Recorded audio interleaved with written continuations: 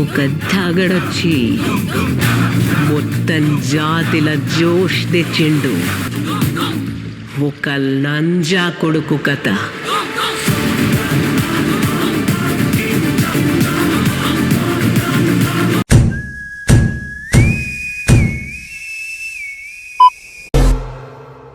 ఇక మొదలెడదామా? The paradise raw statement అయితే వచ్చేసింది. ఫస్ట్ అయితే అది చూసేద్దాం. Director Srikanth Odela, Dasara director. Combination అయితే అదిరిపోయింది.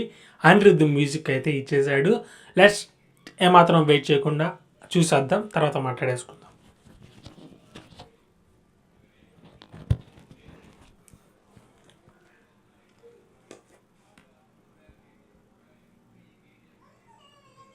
బిగిన్.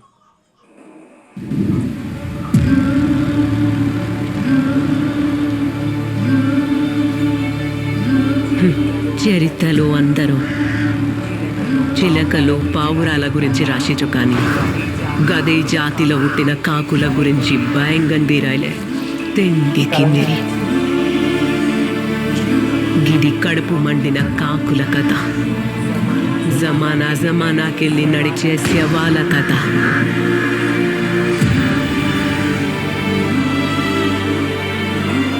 అమ్మ రొమ్ములో పాలలేక రక్తం పోసి వెంచిన ఒక జాతి కథ.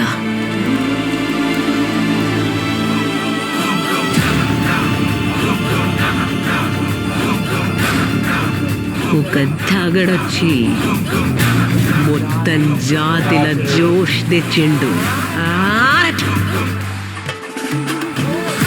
అనిపించుకున్న కాకులు తల్వార్లు పట్టినాయి. గిది ఆ కాకులను ఒక్కటి గేసిన ఒక నంజా కొడుకు కథ.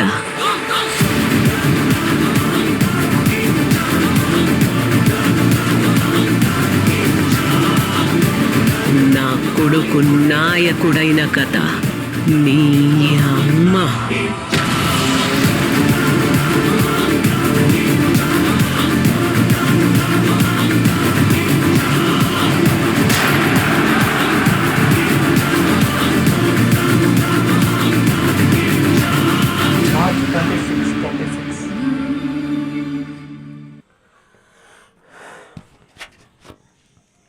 అదిరిపోయింది.